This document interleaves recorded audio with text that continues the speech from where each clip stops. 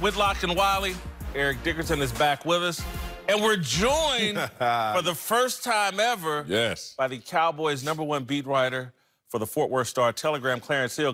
I don't know if you guys know this. Clarence started covering the Cowboys Roger Staubach's rookie year. Damn!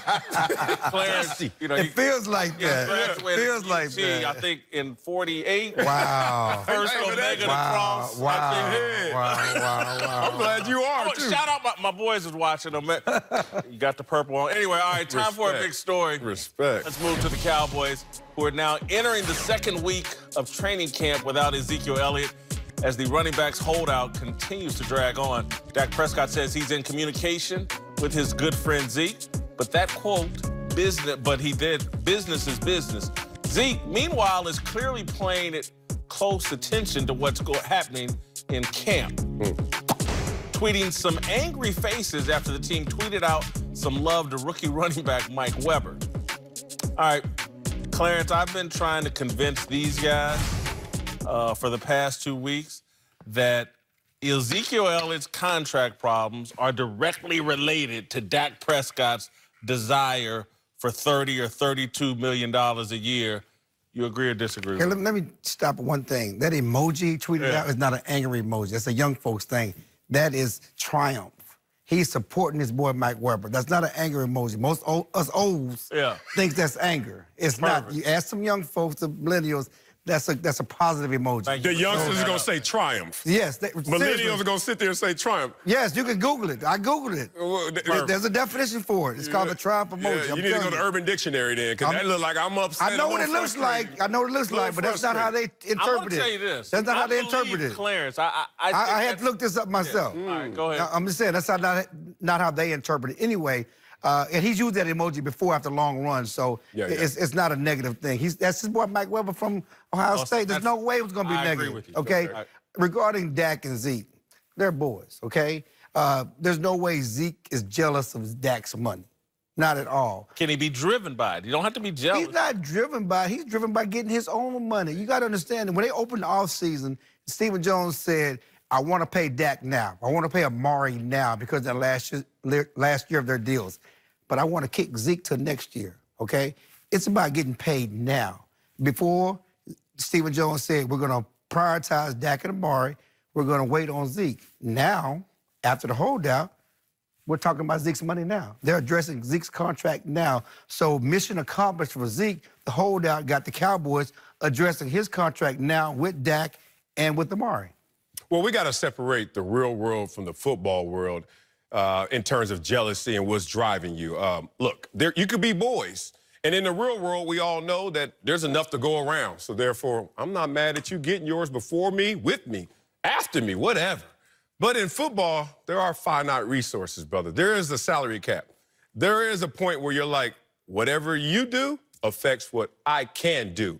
And that's when you start getting that pecking order. And I've been in contract situations before with friends and also with teammates. Like, we're a little distant in terms of our friendship, but we're on the same squad. And you're always taking a peek because you're trying to see what's left. And as I said before, Zeke is upstairs right now smelling bacon downstairs, and it's cooking, and he's hungry. But it ain't his turn to go eat. So he's like, save me some pieces of bacon. And we'll see if Dak is going to allow for that. Well, it's not Dak's choice. Okay? Oh, yes, it is. No, Dak going to get his. He's supposed to get his. Zeke's going to get his. Amari's going to get his just like DeMarcus Lawrence got his. In the same week that Tom Brady made it a choice to get a pay raise to $23 million, it's not your choice? We talking about Tom Brady. Hold on, but we talking about choices. Is Bill Belichick in Dallas? Are we talking about choices? You get Bill Belichick in Dallas, then we can talk about that whole situation in New England is interesting. It is. That owner's making a lot of money, ain't paying nobody, okay? I love it. That's a whole different situation. He also has a wife that makes billions of dollars, and she's the breadwinner in the family. Everybody can't be like that. I get it. But understand the Cowboys cap situation. They got money to pay all three. It's not a situation where they got to choose. And they want to pay all three. They've given good contract offers to all three. I heard you say earlier Byron Jones may not get his money. Byron Jones just had hip surgery. Let's see what he does coming off hip surgery. And again, you got Chris Richard there, the architect, that's Legion of Boom secondary. He has a certain type of cornerbacks he like. You know, he may want to groom some of these young guys. We'll see. But right now, they're addressing the big three. The Cowboys have $25 million in cap room on this year's cap. They got $75 million on next year's cap. They get all three of these guys done. They can dump that money this year, next year, and then wait on what they're going to do with Jalen Smith and Leighton Van Der Esch, those guys down the line. But they got money to get all three of these guys done. It's not one or the other. It's amazing. At what number? It's amazing that how the running backs are treated. Zeke is the best player on that football team. They run the football. He's the best player on that football team. But Dak is going to make more money. That's just a fact because he's a quarterback. Zeke should be holding out because, you know, one thing when it comes to running backs, we have a window. We have a window. And right now, Zeke is like this. And by next year, next 2 years, he's going to start leveling off. Then he's going to start going down. That's the facts. So he has to get his money now. They should pay him now. I don't even blame Jerry Jones. I don't blame Zeke's agent. I don't even blame Zeke. You have to look at the NFLPA. You have to look at how they set this up. You've got basically, they can lock him in, really truly lock him in for 7 years. They can lock him in for the 4 years for the rookie deal. They can also then the option, then franchise him twice. Yeah. After that point, you know what, I'll say, I'll just get me a younger bat. You know, we got a young. Cheaper. So he's got to get his money now. I don't blame him. Well, so Eric, let me ask you this. So hold on, Clarence. Let me ask you this: if you're Zeke, you and Dak are friends, but you know you're the best player on the football team, and Dak's about to get $32 million a year, would that not impact your thinking? I don't think it's not going to impact my thinking. Look, money is funny when it comes to money. It's like that there. You know you the best player. Of course you're going to be like, damn, man, this ain't right. But it is what it is. That's the problem. It is what it is. I mean, it's like football. Look, in football, it's going to only be 4 or 5 top running backs, truly top backs in the league. Same thing at the quarterback position. It may be 5 or 6, but they'll pay the rest of those bums because he's the quarterback of the team. He doesn't mean he deserves it. It's just because he's the quarterback at that position. That position is going to get paid no matter what. All right, Clarence, let me ask you this, because you are the authority on the Cowboys. My contention has been when Dak walks into that locker room making $32 million a year, it's going to up the pressure on him. Everybody loves Dak, but once you come in making $30 million a year, he could get treated the way the Seattle Seahawks treated Russell Wilson. People could turn on him. If he's going to have to be an elite quarterback and perform at that level, or there will be some guys in that locker room that'll start publicly questioning. Well, I know one thing, the fans already questioned it. I mean, Dak is already feeling the heat. I mean, as the Cowboys quarterback, there's no, honeymoon period. When he replaced Romo, there were people criticizing and critiquing him and ripping his game apart and taking his game apart. So certainly that's going to happen when he gets his money. He's going to get his money. But Dak is a guy that can handle it. If you know anything about Dak, his leadership, his mindset, he sets the proper tone. He does things the right way. I don't think that's going to bother him. This is a guy that's the hardest worker on this team. He is a true leader. He's going to do everything necessary to be the best quarterback he can be. And the Cowboys buy into that. They have no problem paying. Defensive players love him, too. Everybody loves Dak Prescott. Dak, I mean, Defense is carrying that team. Stop it. It's not? They've been there 3 years, right? Yeah. He's been there 3 years, 2 division titles. His rookie year, they went 13-3. Did the defense carry them then? No.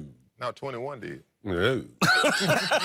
but they went hand in hand. Dak won rookie of the year. He had 20 touchdowns, 4 interceptions. They work hand in hand. Defense is not necessarily carrying that team. It's a complete team. They love that. They really do love it. Yeah, you can love Dak, and I don't think that this is going to play into the locker room because we all know we get in where we fit in. Right. I've been in dynamics before where being a top DN is going to get you more than being a top linebacker. I'm like, I'm sorry, brother. I know you're going to Hall of Fame and all that. Respect, but I'm a DN on the rise. I'm going to get more than you, and it works out. But y'all all been in locker rooms before. Y'all understand it's a caste system, it's a hierarchy. Everybody knows. Everybody knows that. Everybody don't get the same money. But this is different. This is different because Stephen Jones said, I'm not setting the market. So what does that mean? Because everyone always thinks about the top. I'm not going to be the one that puts up a higher number. But But there are different tiers to the market.